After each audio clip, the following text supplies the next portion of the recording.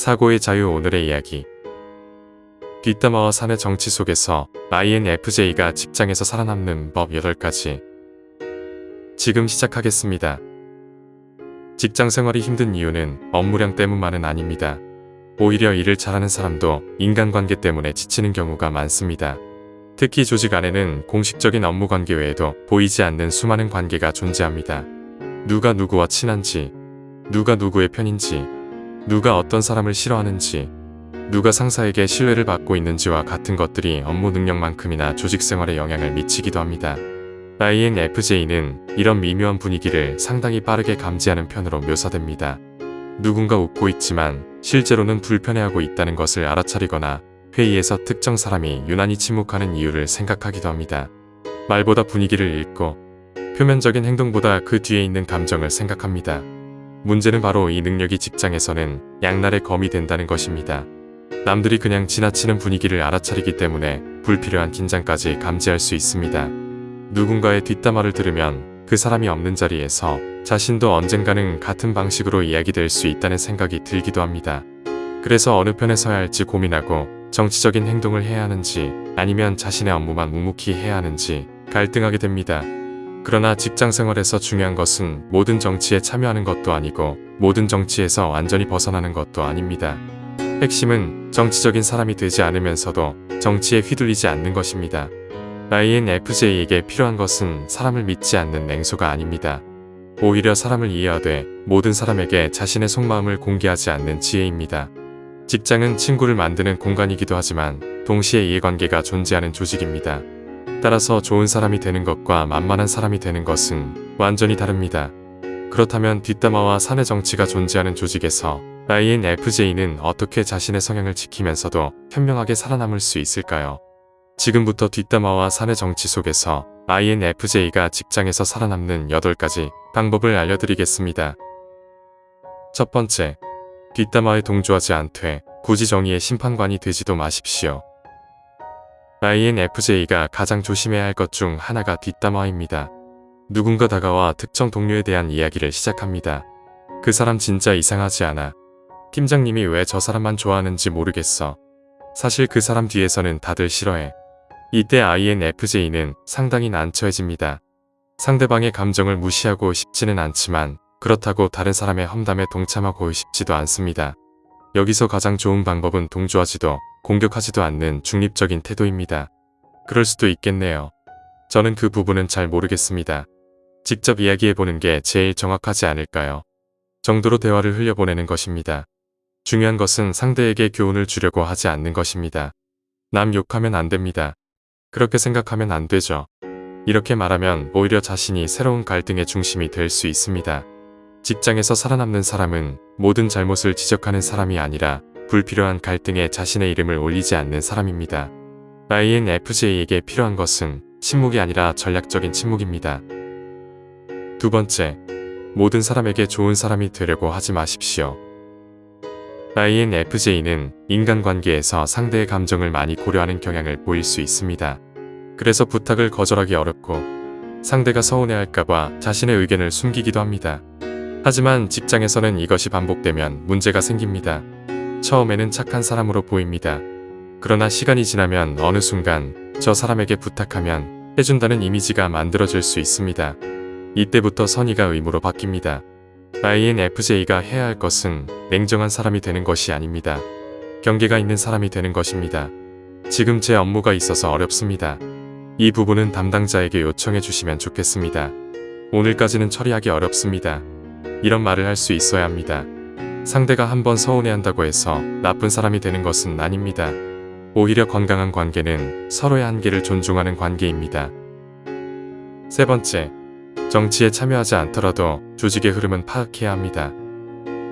나는 정치 같은 것에 관심 없어. 이 태도 자체가 나쁜 것은 아닙니다. 하지만 조직에서 벌어지는 일을 전혀 모르는 것과 정치에 휘말리지 않는 것은 완전히 다릅니다. INFJ에게 필요한 것은 정치에 적극적으로 참여하는 능력이 아니라 조직의 구조를 읽는 능력입니다. 누가 실제 의사결정권을 가지고 있는지, 어떤 업무가 중요한지, 어떤 사안에서 이해관계가 충돌하는지, 어떤 방식으로 의사소통해야 일이 원활하게 진행되는지 정도는 파악해야 합니다. 이것은 줄을 서는 것이 아닙니다. 자신을 보호하기 위한 조직 이해입니다. 세상을 바꾸려면 현실을 알아야 하듯 직장에서 자신의 가치를 지키려면 조직이 어떻게 움직이는지도 알아야 합니다. 네 번째, 말보다 기록을 남기는 습관을 가지십시오.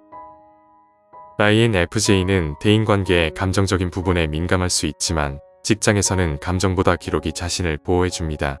업무 요청을 받았다면 가능하면 이메일이나 메신저 등 공식적인 방식으로 내용을 확인하고 중요한 결정사항은 기록으로 남겨두는 것이 좋습니다.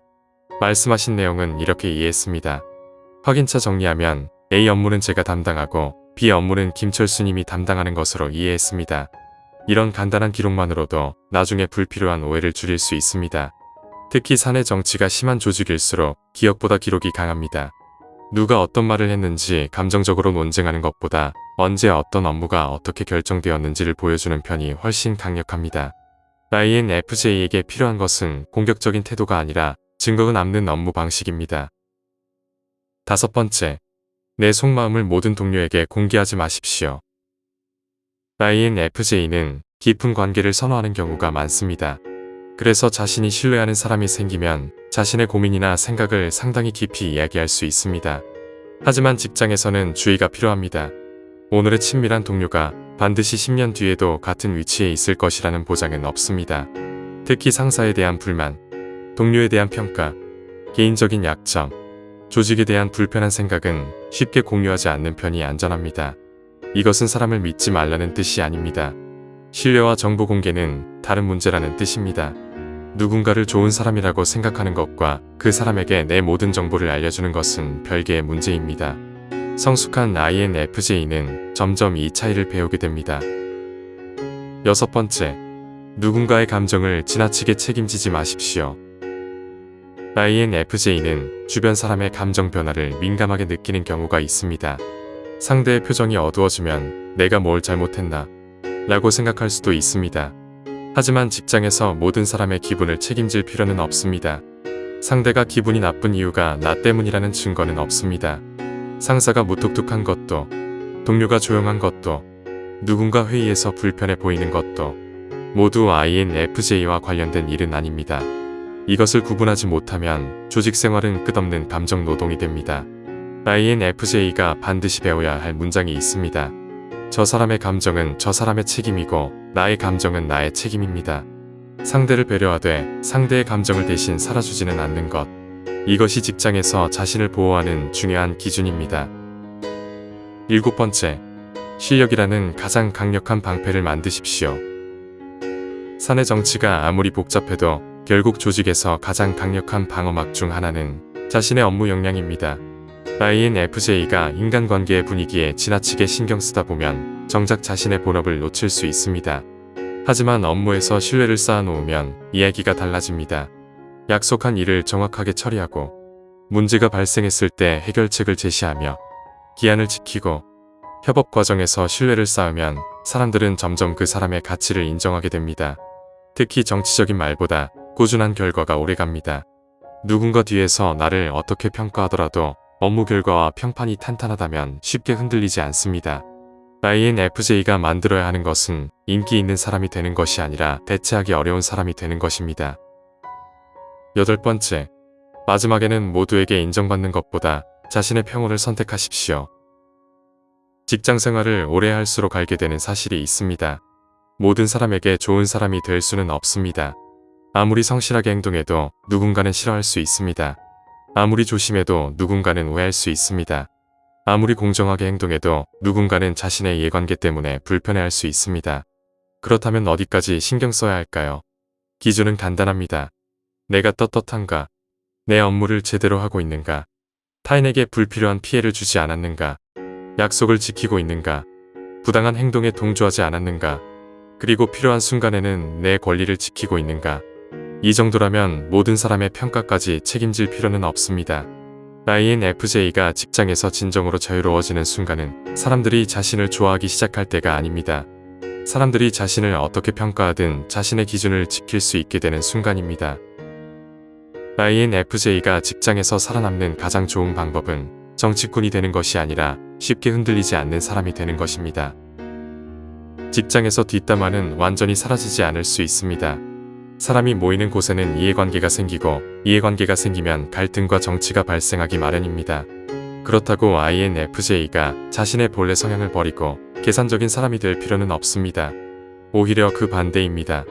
사람을 이해하는 능력은 유지하되 모든 사람에게 마음을 열지는 않고 뒷담화에는 함부로 참여하지 않으며 필요할 때는 단호하게 거절하고 중요한 업무는 기록으로 남기고 자신의 실력을 꾸준히 쌓아야 합니다.